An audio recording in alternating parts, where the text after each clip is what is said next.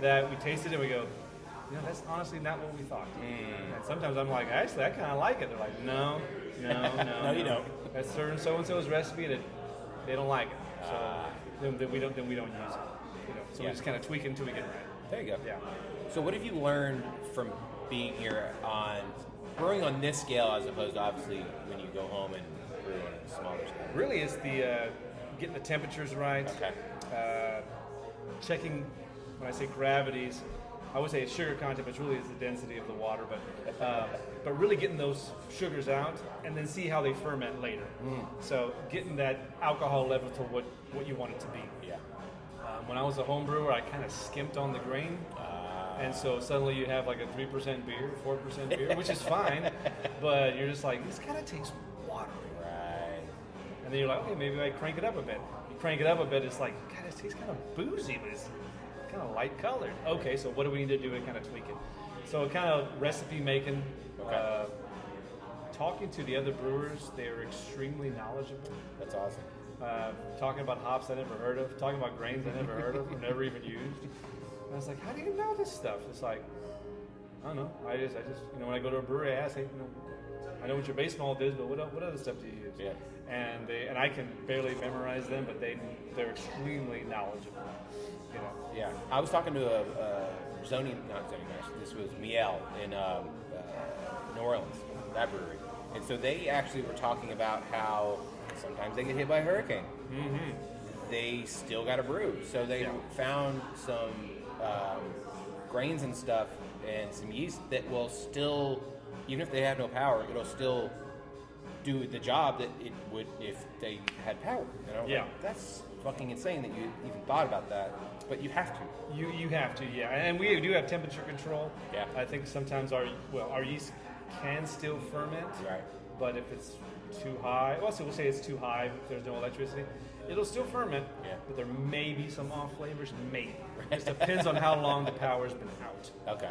And so it's not ideal. Right. But it can happen. Of course. Well, I mean, up here in North Texas, we get ice for a week, or we get power out from tornadoes. I was lucky that I was not here during the Snowmageddon, but apparently the other brewers just said, all right, well, it's going to take me a couple hours to get there, but I'm going to get there. Yeah. And they kept on trying. Right. Now, when you're at home, what kind of beers do you normally try to make? Or do you just try to do everything on the map? In the very, very beginning, I did one of everything. I wanted to go from light to dark. Yeah. And I think I messed all of them up. But I think my saisons actually tasted pretty good. I always like a little additives, using peppers, using hibiscus is a good one. Yeah. Trying to think of the last one that I made. The last one, actually, I actually pulled some house yeast. We have a house yeast, a Scottish yeast that we use. Yeah. And I used some regular packaged yeast and then our house yeast and try to compare the two. And there was a crazy difference. Right. Because that was always the thing, like, hey, you can always use our house yeast. I'm like, I'd actually like to try that one day. Yeah. So I did that. But that's pretty much that. I can't do stouts to save my soul. But other than that, if anything lighter, I think I did okay with that. Very nice. Now, not only are you a brewer and you love beer, you're also a big pro wrestling fan as well. Yeah. So, what is your earliest memory of pro wrestling? It'll be November of 1988. Wow. Okay. Yeah.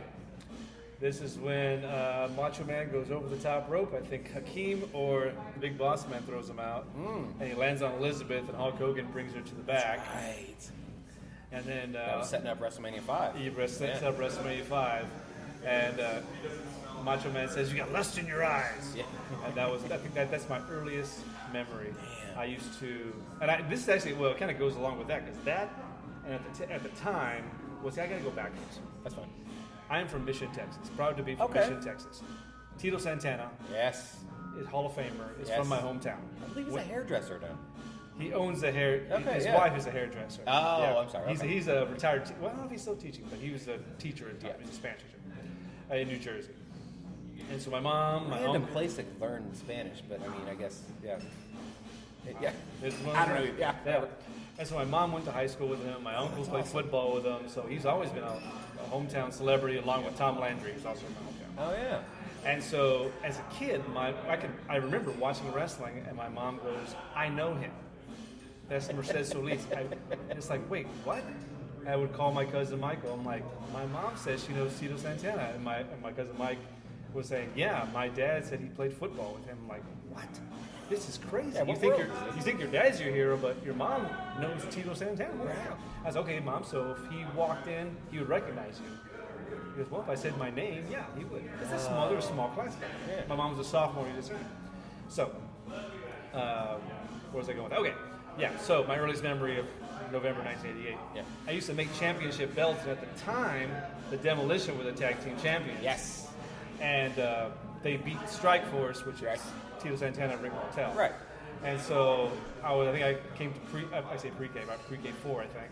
I'm very upset that Tito Santana had lost to the Demolition. That's in WrestleMania 4, if I'm correct. So yeah, that's my earliest memory, and then I just followed it ever since. And then it had its ups and downs. Of course. Like we were talking about, it had its ups and downs. I went to my first wrestling match in '95. Damn. Yeah. That's a long time. WWF. I can say WWF, right? Yeah. WWF, not the worldwide. They're not listening. It's fine. Yeah. Uh, That still pisses me off. Yeah. No one thinks about those stupid fucking pandas. No offense to them. They think of dudes in boots and panties play fighting. They don't give a shit about. So it makes no sense to me. It's kind of like NWA. That also had another. Yeah. When I was a kid, I was like, wait a minute, like the wrestling organization? Oh no. No, it's Rap. Okay. dudes with attitudes. Yeah. Yeah. I mean, I'm a white guy. I can't say it. So. Yeah, exactly. Right. But what was I saying? What was that for that? Oh, WWF. WWF. Yeah. Oh yeah, saw them in '95. That was in South Padre Island. Oh, wow. Cool. I literally broke a piggy bank, my piggy bank, and I was like, I told my brother, I was like, we're gonna get tickets because my grandma had a trailer in South Padre Island, so room for free. Of course. And I remember I told my mom, I was like, this is when you had to call Ticketmaster. Yeah. You had to call Ticketmaster. I told my mom, I was like, I think myself, my two brothers, my dad, will stay in my grandma Glora's trailer on South Padre Island. Yeah. So the room's free, and then here's all the money for a ticket. And my mom called. I'm standing right next to her, and she goes, "How much are the tickets?" Okay. What's like the closest you have to the boxing ring? I remember mom saying that. And she goes, "Really? Yeah, give me 4 of those." Wow. I put her credit card down. They were $7. Shut This is the not. front This is door. not. This is the 7. This is the 5th row in '95. They're $7. It's like a house show? House show. Okay, yeah. And sadly, I think half the roster has passed away. Yeah, so my first was at Reunion Arena, which is not around anymore either. Oh yeah. I think, now that I think about it, half that card's probably dead as well. So, but as we get older, our favorites tend to. I pass still have away. the diesel gloves. Nice. My mom found them. I'm like, really? Holy cow. And who knows? Those things were probably like $20. I was thinking, I thought about that the other day because I thought I used to have the Bret Hart sunglasses. Oh, wow. And then I know I had the Razor Ramon chain with like the little thing, and then I know for a fact I still have it. So I joined like their fan club or whatever, which all you had to do is write a letter and then that's it. Boom. So I have the Do Not Disturb sign that you put on the door. It's like the Undertaker. Oh, I was like, heck yeah. I was like, I'm not ever getting rid of this. Heck It's yeah. awesome. So I think I still have the bandana. It's like a white bandana, and it's like the old blue WWF logo. Oh yeah. Yeah. I think they came to South Texas one time, and we went to church instead. They went to Edinburgh, and then that was it. They were either in San Antonio, which was 4 hours away. Oh, wow, So yeah. that was like a no-go. And then now I think they go down there. Yeah, actually they go down there quite a bit. Yeah. Occasionally. But yeah, I just watched it, and that's when it was kind of on its down, and then it just. I honestly think, and you're the same age as me, it kind of followed our age group. Like when we became teenagers, it became a little bit racier. Yeah. And then everyone's like, "Oh, are you watching this? Oh my gosh!" I'm like, "Yes, I watched it." Why wouldn't I And watch it? Stone Cold was stunning Steve Austin in WCW. I remember him. Yeah. You know, so I know all those guys. It is crazy that, not that he wasn't a good wrestler in WWF, but he was an amazing wrestler in WCW. Yeah. Like if you go back and watch those, him and Ricky Steamboat, Oh yeah. classics. Yeah. But it's like I know it's a different style, obviously, in WWF. You hear about it now, guys in the indies go, and they still kind of weave their stuff in, but for the most part, they have to work a certain style.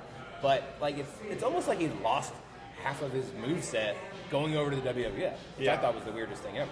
Well, they had to package you a certain way, and the ringmaster was the beginning of it. So, Oh, that did not work out. You don't need DiBiase talking for you. That I never got. Yeah. That I never got that. And the $1 Million title No. which was never really passed around as much as I thought it would as a kid. Right. I thought it'd be like, I thought everyone would have it, but no, not really. That was Ted DiBiase. him, DiBiase, Virgil, DiBiase again, and then Steve I Austin. think it goes to Ted DiBiase Jr. or something. Like, well, Oh, that's right. Yeah. You know, but yeah, that never came about. But yeah, but watching wrestling as a kid, oh yeah, there was a time in elementary, almost getting close to junior high, where no one talked about it. Yeah. I'm like, nobody saw Yoko. Yeah, you're the weirdo that fucking watches wrestling, and they make fun of you. You're like, what's wrong with watching wrestling? I remember having one of the magazines on my desk. I think I went to my locker to go get something. It was Tatanka was on the cover. Oh. Okay. So it's this Native American or indigenous person with the tights and just kind of like standing there. Yeah. And I get back to my desk and my teacher's standing there and she kind of looks at it, looks at me, looks at it, looks at me. I'm like, that's Tatanka. She's like, you put that away. I was like, all right, fine, whatever. It's not porn. Yeah. Oh yeah. Yeah. Oh yeah. I think in my freshman year I did it was a Spanish class, famous Hispanic, so I was like, I got to do Tito Santana. Of course. I know everything about it. So, oh yeah, ripped that one up. Hopefully I got an A. We'll find out. But yeah. But yeah, I kept on watching wrestling, and then of course when I met my wife, it was just like, what's your guilty pleasure? It's like, sometimes that old school wrestling is a lot of fun. Yes. So we've been to several indie matches. We've seen Jake the Snake Roberts do stand up. How was that? At Hyenas. It basically it was a great idea. They just tell stories. I was gonna say just telling stories. They just tell stories. Like I've seen Mick Foley do stand up like at least 4 or 5 times now. He's probably hilarious. He's great. Yeah. I actually have a thing where if I ever meet a celebrity, I never ask for an autograph. Neither do Never. I. Because when I was a freshman in high school, long line to see Shawn Michaels. Yeah. And he's a heartbreak kid. Oh my gosh. Yeah. And line is moving, it's moving. I'm the next in line. He looks at me and goes, I'm done. He walks away. When he walks away, I shake his hand. Now, that bothered me. But what I didn't know until I know now is like, he was supposed to do autographs till 4. It's now 5. He actually went an hour longer. And he really has to. So he's not an asshole. He just happened to be there. Yeah. He was actually kept on going until he just, they're like, dude, you got to get back. Right. So I started shaking people's hands after that. I'm just like, I don't need your autograph. Yeah. Because here's a sheet of paper with an autograph. No one. Thank you. Yeah. People always lose their minds over autographs. I'm like, Yeah. I'd rather get a picture with somebody. A picture? That's Yeah. that's my thing. Yeah. Yeah. Picture, and if they're open to shake hands, even better. Yeah. Yeah. Or if I even get a hug, that's even better. Yeah. No, is that this? I just won't even date me, but no one even remembers this stuff. It was called AWA Superstars. Okay. Yeah. This was someone, I don't know, I'm not, whoever it is, trying to bring back the AWA, but they didn't have the copyright because Vince McMahon has the copyright. Of course. Yeah. He owns all So that. they had the belt, they had everything. So Honky Tonk Man was there, Hacksaw Jim Duggan was there, Chyna was there, not on her best shape. And I met the Honky Tonk Man, and this is 2002. This is when debit cards were in. Yeah. Now nobody has cash. Yeah. Your debit card has everything. So you want a picture, you need cash. Well, I don't have any cash. I told the Who Honky carries Tonk, cash? I told the Honky Tonk Man, I'm like, I don't have cash, dude. And he's like, he told me, I remember this day. He goes, do they let you bring your pool balls and a cue stick to the pool hall? I said, no, sir. He goes, the same thing here, man. You got to pay to play. I'm like, okay. So it was like, it's before selfies. I was like, click. My disposable camera. Like, that's all I pretty much wanted. You just hope it works out. Yeah. Yeah. He's got that old, I used to call it the WCW belt, the big belt. big gold But belt. it's international championship. I mean, a million different. But I was like, that's not the intercontinental belt. Yeah. Like you would know, you at the time had the longest record. Yeah. Why would you? And I look back and I'm like, poor guy, he has to go to Mercedes, Texas in this rodeo arena that my dad, who plays country music, had more people come during the livestock show than this wrestling match. And he's going like, this is terrible. So, Western lifestyle has become such a huge thing. Obviously, Yellowstone's helping that situation. Yeah. Was big time. We started watching it. I think we just finished 4. We're trying to figure out how to watch 5. But I've been to multiple rodeos for the other podcast, bull riding. That shit is legit. Oh, yeah. Like I never thought. I was like, whatever, dumb cowboys, whatever. Those are gigantic fucking bulls. Yeah. Those are gigantic horses. and they have to control these beasts to do